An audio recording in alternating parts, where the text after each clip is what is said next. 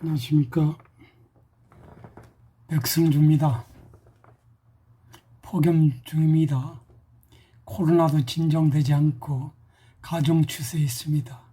거리두기 강화로 특히 자영업자의 어떤 경제적 어떤 위기 상황이 심각하게 돌아가고 있는 것 같습니다. 건강 유의하시고요. 만사 형통하시기 바랍니다. 오늘 방송 주제는 최근에 출간된 다니엘 마코비치 예일대 로스쿨 교수의 엘리트 세습이라는 책자를 요 며칠 사이에 읽었습니다. 그 내용을 가미해서 제 관점에서 우리 실정에 빗대서 비판적 시각을 말씀드리는 방송을 진행해 보도록 그렇게 하겠습니다. 사실 모든 문명 사회는 능력주의가 국민 전체의 관점에서 해악이고 특정 부류를 위한 정책 기조의 속임수라는 사실을 부정하려고 합니다. 누구나 능력과 노력으로 혜택이 얻어져야지 계층과 함께 상속되면 안 된다는 생각에도 동감하는 것 같습니다. 다시 말해서 사회 경제적 보상이 자신의 어떤 태생이 아니라 스스로의 성취에 기반을 두고 제공돼야 한다고 한다는 그런 생각 말입니다. 이처럼 능력주의 이상은 이 시대 사람들이 자아상에 긍정적으로 큰 영향을 주고 있다고 할 것입니다. 그래서 이제 모든 선진 사회에서는 능력주의가 가장 국익을 드높이는 국가의 기본 정책 기조의 주된 것으로 인식되어 있기도 합니다. 얼마 전 대통령께서 대한민국이 선진국이 됐다고 선포를 했으니 당연히 우리나라도 능력주의가 기본 정책 기조로 떠올라 있다고 하는 점 부정할 수 없을 것입니다. 이 능력주의에 대해서는 최근 하버드 대학을 졸업한 이준석 국민의힘 대표가 당선됨으로써 언론의 집중 조명을 받았고 능력주의에 대한 관심이 높아졌다고 할 것입니다. 게다가 그는 2019년에 대담집 공정한 경쟁을 펴냈고 여기서 그는 우리가 추구해야 할 가치는 자유이며 공정은 그 위에서 하는 달리기 게임에 불과하다라는 표현을 사용하기도 했었습니다. 그는 원칙 없이 정치적 선심 쓰듯 진행된 정부의 비정규직의 정규직 전환을 소리 높여 반대한 것으로 알려져 있기도 합니다. 능력주의에 반한다는 것이었습니다. 수년간 고시원 골방에서 고생 끝에 통과한 정규직 일자를 꿰찬 그들에 비해서 그저 비정규직에게 정규직을 내준다면 그동안에 이들이 노력으로 통과된 그들의 심사는 뭐가 되느냐는 것이 청년들의 절규에 대한 화답으로 비춰졌기 때문에 그런 말을 한 것으로 알려져 있기도 합니다. 그렇지만 그의 의견에 동조하기는 쉽지 않습니다. 제가 읽은 책이 내용에 비추어서 말입니다. 그저 단편적인 관점에서 정치적 시각에서만 그렇게 보아서 말한 것으로 생각해 볼 수 있습니다. 최근 미국이 능력주의 문제와 국가 이익에도 큰 도움이 되지 않을 것이라는 취지로 쓰여진 다니엘 마코비치 예일대 로스쿨 교수의 엘리트 세습의 내용에 비추어서 능력주의는 전혀 간단해 보이지 않습니다. 저자는 현대 미국이 능력주의를 신랄하게 비판하고 있습니다. 여기서 현대 개념은 20세기 후반, 21세기 초반 현재를 지칭해서 여러분 연상해 주시면 되겠다는 말씀을 우선 드리겠습니다. 그러면서 그는 능력주의가 과거, 즉 21세기 중반, 다시 말해서 1960년대에서부터 약 80년 사이에 세습됐던 엘리트 유한계층을 재능과 야망 말고는 가진 것이 없는 외부인들에게 개방됨으로써 이들에게 평등과 기회를 촉진하는 뜻으로 받아들여졌던 그런 능력주의와는 전혀 다른 것입니다. 이때 탄생한 것이 중산층이었습니다. 중산층 주도로 미국이 경제가 주도됐다는 것을 저자는 말하고 있습니다. 우리 경우도 60년대 박정희 정부 이후를 연상해보고 중산층의 어떤 역할 등을 연상해보면 미국과 크게 달라 보이지 않다고 말할 수 있을 것입니다. 더 나아가서 부와 지위는 스스로의 성취를 통해 확보되어야 한다고 주장하면서 개인의 혜택과 공익의 조화를 동시에 이루게 하겠다는 어떤 그 사회적 약속도 포함된 개념이 20세기 중반에 있어서의 어떤 그 능력주의라는 것입니다. 이처럼 과거의 능력주의는 고된 개인의 노력과 기량 발휘, 그에 따른 합당한 보상이라는 이상을 퍼뜨림으로써 과거의 능력주의에 부합하는 정부 정책의 시행은 사회 전체를 통합하는 데 중요한 요소로 작용하기도 했다는 것입니다. 우리 역사에서도 마찬가지라 볼 수 있을 것입니다.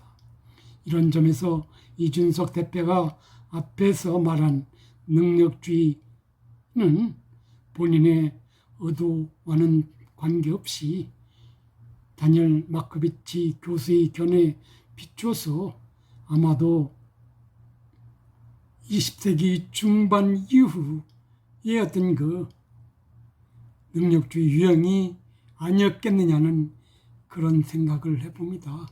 현재적 입장에서 우리 능력주의는 그때의 그것과는 확연히 다르기 때문입니다.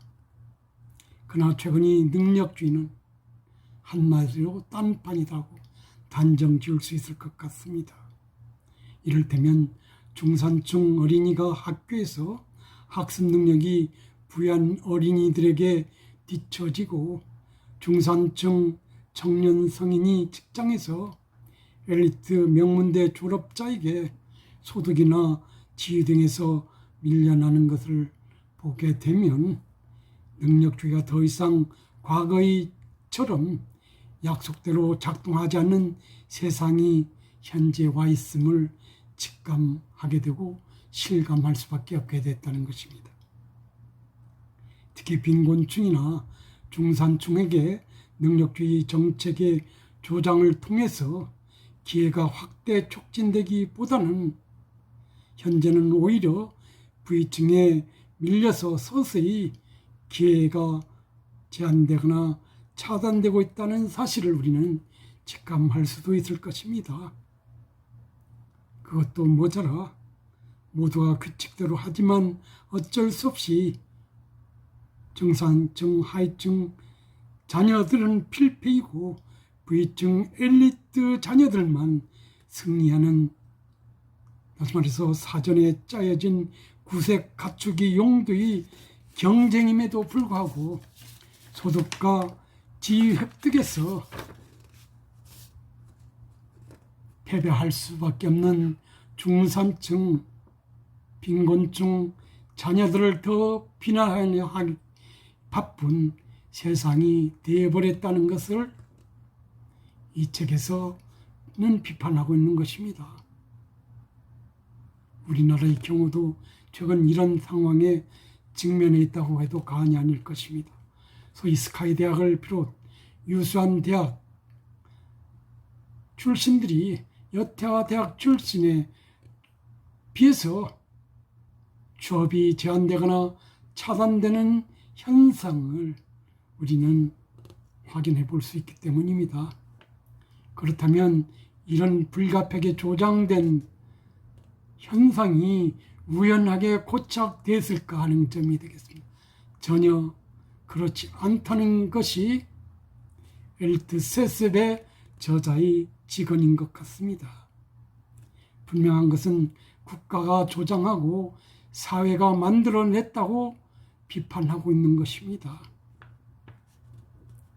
자기 자녀들을 유치원에서부터 더 나아가 국내 유수 대학원까지 엘리트 교육을 시켜서 사회에 진출시킨 부유한 부모들이 교육관 때문에 이들이 자녀들이 엘리트 교육에 많은 시간과 많은 금액을 투자할 수밖에 없고, 그럼으로써 중산층, 빈곤층에게는 더욱이나 암담한 현실을 감수하지 않으면 안 되는 상황이 현재 맞닥뜨려지고 있는 것입니다. 최근에 이런 교육, 직업, 문화 속에서 엘리트 교육을 받아 취업한 성인들은 뼈 빠지도록 치열하게 일하며 이제까지 부모와 자신이 투자해서 합당한 수익을 뽑아내기 위해서 자신들이 받은 교육을 최대한 활용해서 직장에서 몰입한다는 것입니다. 그래서 저자는 이런 엘리트 특권층을 일컬어서 일하는 부유층이라고 하고 있습니다.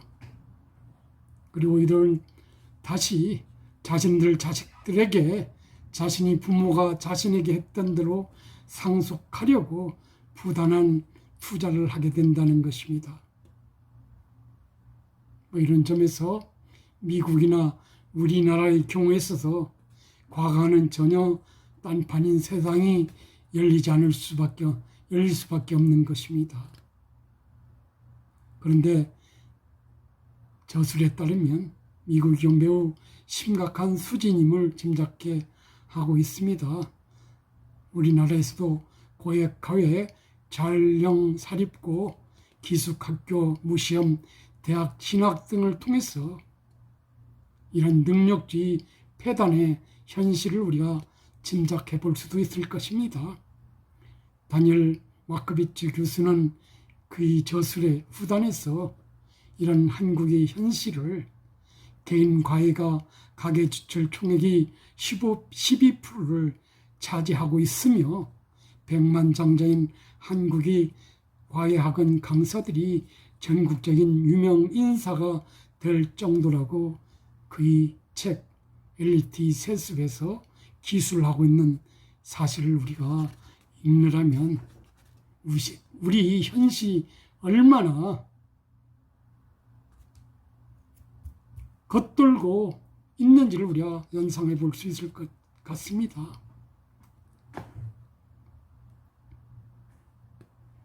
중산층 엘리트 부유층이 공유해야 하는 사회에서 이들은 서로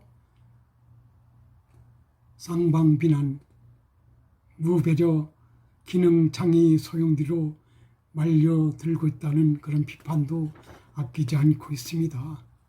그런데 아이러니하게도 이런 모든 해악들이 겉으로는 잘 드러나 있지 않다는 것입니다. 그 이유는 능력주의에 대한 마력, 즉 부유층이나 중산층 또는 빈곤층 입장에서, 그러나 중산층이나 빈곤층의 경우는 개천에 용나듯이 자기들 자녀도 성공할 수 있다는 그런 입장에서 이런 능력주의 사로잡히거나 현혹되어 있다는 그런 생각을 하게 합니다. 게다가 이런 마력 때문에 중산층과 부유층 사이 해악이 배후에는 능력주의가 있다는 것 사실을 인식하기가 그리고 진지하게 고찰하기가 여간 쉽지 않다는 것입니다.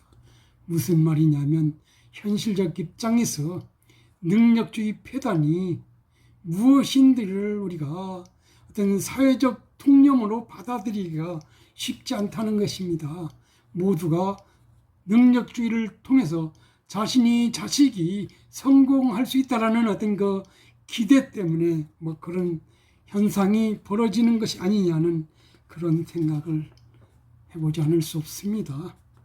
생각한데 능력주의 본래의 취지와 초기 성과가 무엇이었든 간에 오늘날 우리를 포함해서 선진국에서 주도된 정부 차원에서의 능력주의를 감안한 정책 기조의 결과는 능력주의가 특정한 부류, 특히 부유층의 혜택과 기회를 집중시키고 해로운 불평등을 더욱 고착화시키는 원인자로 부상되고 있다는 그런 인식이 미국 사회에서 만연되어 있다는 것, 우리 경우도 마찬가지일 수 있다는 점을 연상하지 않을 수 없습니다. 특히 모든 문제의 주된 원인은 정부 차원에서 능력주의에 기반하는 관련 정책들을 확산시키는 데 있다는 점이라 할 것입니다. 물론 능력주의 성과 자체도 실속 없는 덕목이자 허울뿐인 숭배 대상이 되었다고도 비판하고 있는 것입니다. 특히나 20세기 중반 이후 능력주의는 한때 자애롭고 정의로웠지만 21세기 이 벽에 있어서 스스로 맞서 싸워야 하는 대상이 능력주의가 되어버렸다는 그런 점을 엘리트 세습의 저자는 그의 책에서 기술하고 있는 것입니다. 능력주의는 그 과실로서의 부와 특권이 엘리트 내지 부유층에게 집중되게 하고 또한 그것들이 세습을 이들에게 용이하게 함으로써 대대손손 이런 특권을 유지할 수 있게 하는 메커니즘으로 전락됐다는 점도 비판하고 있는 것입니다. 그리고 중산층이나 빈곤층의 원한을 고착화시키고 분열을 조장하는 계층 제도로서 능력주의가 전락됐다고 하고 있습니다. 이런 점에서 바라건대는 중산층의 교육 불평등 문제, 소득 불평등 해소 차원에서 능력주의에 대한 국가 정책적 차원에서의 시정 보완이 특히 우리나라의 경우에는 요구되는 것이 아니냐는 점을 여러분한테 말씀드리고 싶습니다. 게다가 코로나 팬데믹 상황과 지난 5년간의 국정 실패를 감안한다면 특히 중산층과 빈곤층에 대한 정책 수립이 절대적으로 요구된다고 할 것입니다. 그래서 개인적으로는 이준석 대표의 능력주의는 특히 미국이 그것에 대한 전문가들이 비판적 목소리에 비추어서 우리 현실에서는 아직 맞지 않는 정책 기조가 아닌가 하는 생각을 해봅니다.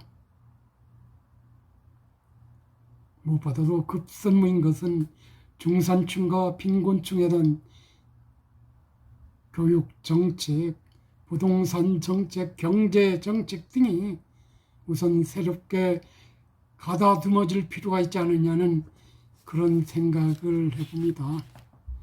우리가 역사적으로 알건대 이명박 정부 이후에 어떤 교육적 측면에서 경제적 측면에서 능력주의의 바탕을 둔 그런 정책들이 많이 쏟아진 것으로 알고 있습니다. 그렇지만은 미국이 여러 사례들에 비추어서 긍정적인 요소보다는 오히려 부정적인 요소가 많아지고 있다는 측면에서 특히 우리나라의 경우는 어떤 경제 상황이 미국이 그것에 비추어서 엄청난 격차를 보이고 있다는 점에서, 그리고 대한민국이 경제의 어떤 그 주된 핵심 분야는 중소기업과 자영업 영역이라는 점에서, 그리고 그거에 종사하는 대다수의 사람들이 중산층 내지는 빈곤층이 주로 이 영역에서 밥벌이를 하고 있다는 측면에서 생각해 본다면, 자기 새롭게 들어서는 정부의 입장에서는 중산층 대책, 빈곤층에 관한 교육 대책, 경제 대책, 부동산 대책 등이 최우선 고려될 필요가 있지 않느냐는 생각을 개인적 관점에서 말씀드려 봅니다. 자본주의 병폐 많습니다. 그렇지만 그 병폐를 무시하고 일방주의적이고 그리고 부유층 중심으로 모든 정책들이 가는 경우 극단적인 상황, 다시 사회의 어떤 통합 문제가 덤덤 꼬일 수밖에 없고, 특히 우리 경우는 남북 대치 상황에서 이념 갈등 속에서 지난 5년처럼 서로 티격태격하는 상황에서 나라의 퇴보를 우리가 볼 수밖에 없다는 점에서 새로운 정부는 중산층, 빈곤층 대책 중심의 여러 정책들을 입안해서 좋겠다라는 그런 말씀을 드려봅니다. 여러분은 어떻게 생각하십니까? 좋은 하루 되시기 바랍니다. 감사합니다.